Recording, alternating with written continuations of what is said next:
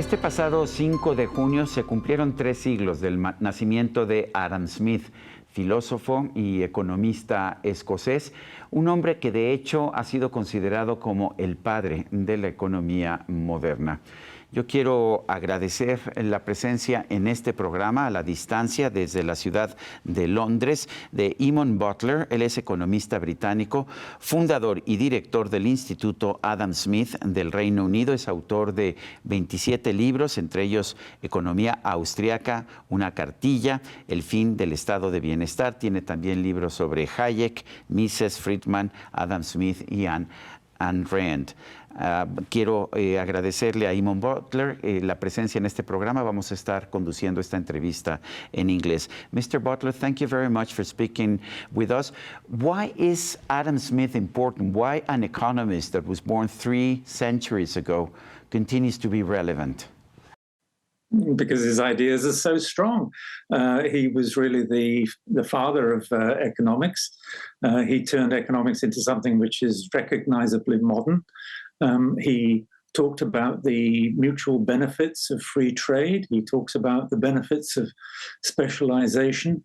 He invented the idea of gross national product, all these things that we still use today. So certainly as an economist, he's very important, and his ideas are important not just to economists, but to people in the political sphere as well. That he believed in a market economy as being the best way to advance society, and in particular to advance the situation of the poorest. Some believe that there's a contradiction between the Adam Smith of the theory of moral sentiments and the Adam Smith of the wealth of nations. Is there really a contradiction? No, I don't think so. I think it's a mistake to regard Adam Smith as either an economist or a philosopher, a moral philosopher. He did write that famous book, The Theory of Moral Sentiments. And in fact, that was the book which made him famous, and it made him rich.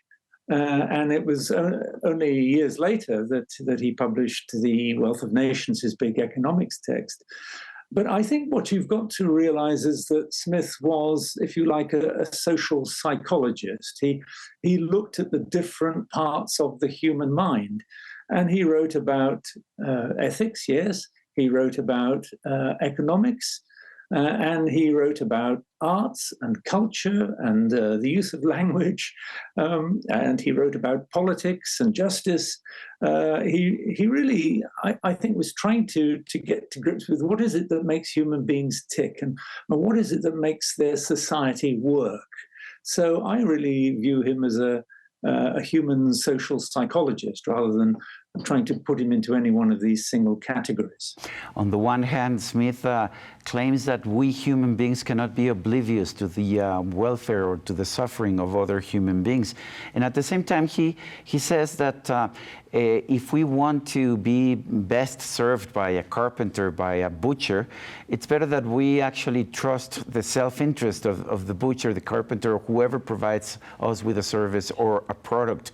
How can it be that we human beings are so generous, and at the same time that self-interest works better when we are expecting to be able to buy a piece of meat or some shoes?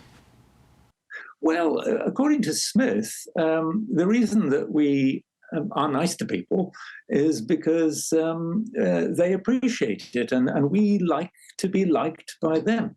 So we do the things that make them happy with us. We try to avoid the things that make them angry with us or make them disappointed in us. So to some extent, it is our self-interest which is driving this moral system. We feel for other people. We feel their goodwill and their bad will, and we want to encourage their goodwill because that makes us feel better.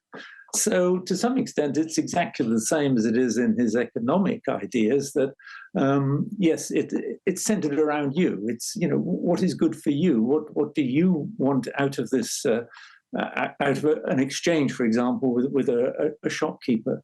So it's pretty similar. We do things with other people morally because we feel better doing that, and we deal economically because that makes us better off too.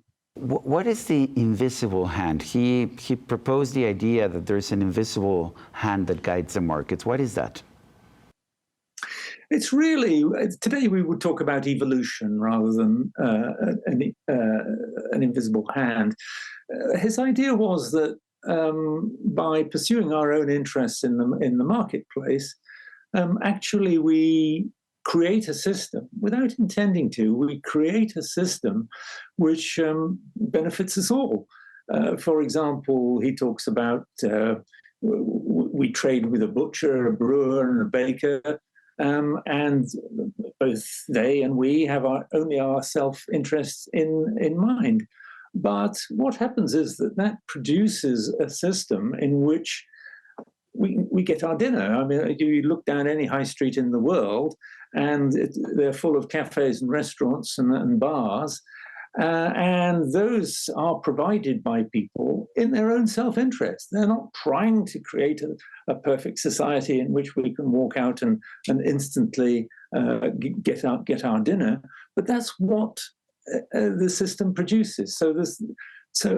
He says it's as if we are led by an invisible hand to produce something which is mutually beneficial, benefits the whole society, but it's no part of our intentions. That's not what we were trying to do. We were trying to better ourselves, not better the whole of humanity.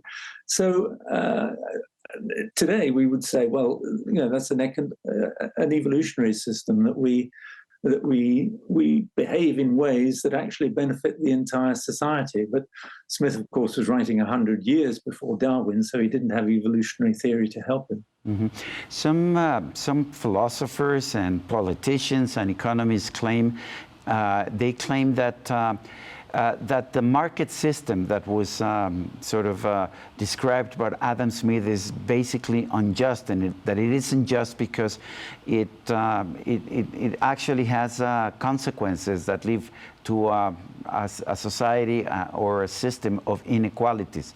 What is your position? What is your opinion? No, Adam Smith took exactly the opposite line. He believed in a free market economy. He believed in free trade because he thought that was actually the best way to help the working poor. That he thought that what kept the poor down was principally established business interests who go up to their friends in politics and get all sorts of rules and regulations in place to keep out the competition. So ordinary people can't get a look in. If you're not a member of the business elite and the political elite, then you're out. You can't break through.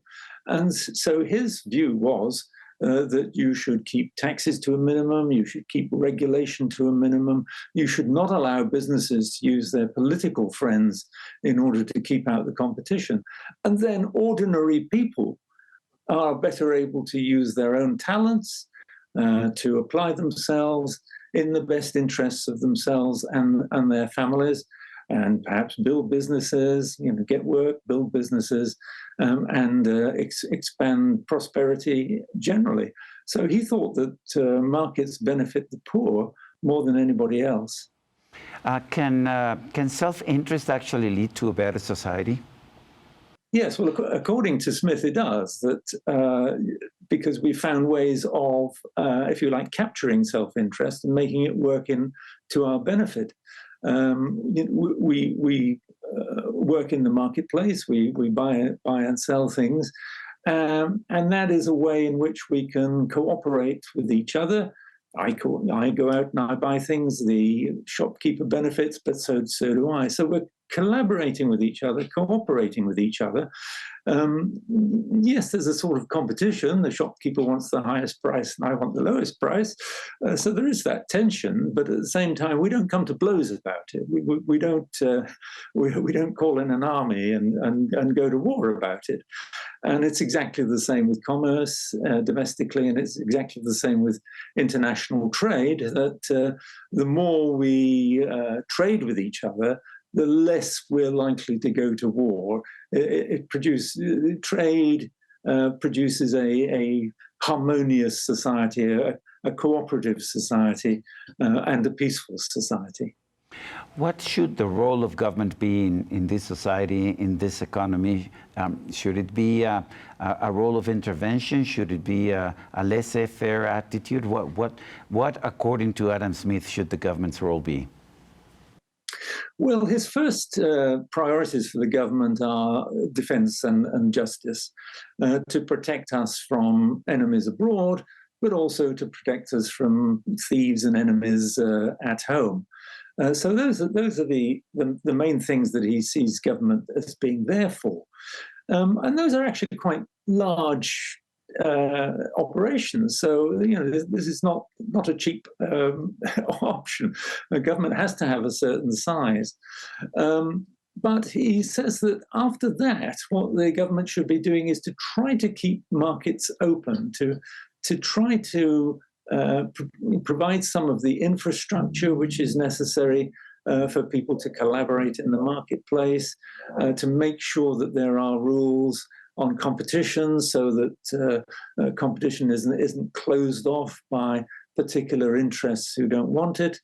And otherwise, really, government should be kept to a minimum, because he thinks that by going about their everyday business, people actually produce an overall order, a society, which is far more beneficial than any bureaucrat or politician up in Mexico City or here in London or anywhere else. It's far better society is produced by this system of natural liberty, that he calls it, than could ever be produced by the mind of some politician or bureaucrat. So he really thinks that government, there is an important role for government, but it is a limited role for government. And once you get beyond those limits, then all sorts of bad things start to happen. How did you first become interested in the figure of Adam Smith, a 300-year-old philosopher? Well, colleagues and I were starting the Adam Smith Institute. We had left Britain in the 1970s because it was going downhill very rapidly, and we all went abroad, and we saw interesting ideas abroad that we thought we should re-import back into our home country, UK. And we were looking for a name for this organization, and we believed in choice and competition and markets. We thought that worked better than the sort of socialism that we had in the UK. And so Adam Smith was a natural person to take the name of, because he believed in choice and competition and markets and low taxes and small government, just as we did. Some people claim that Adam Smith is outdated, that a free market system is now totally irrelevant.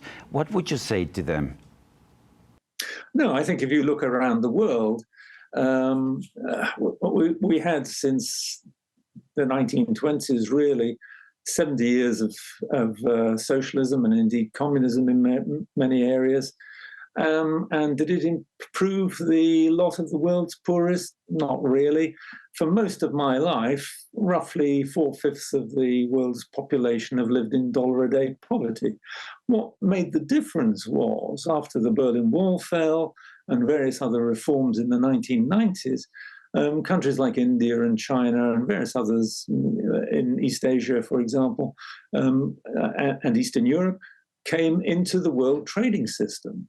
And those countries started to become rich as a result. And the poorest in those countries started to be very much better off as a result. So now dollar-a-day poverty hardly exists at all. And in a few years, it won't exist. And it's the world trading system that's produced that. We make other countries rich by buying their stuff. And Adam Smith understood that. His view was, if you're a trader, you want rich customers. Mm-hmm. So if you're doing something that makes them better off, then that's a really good thing to do.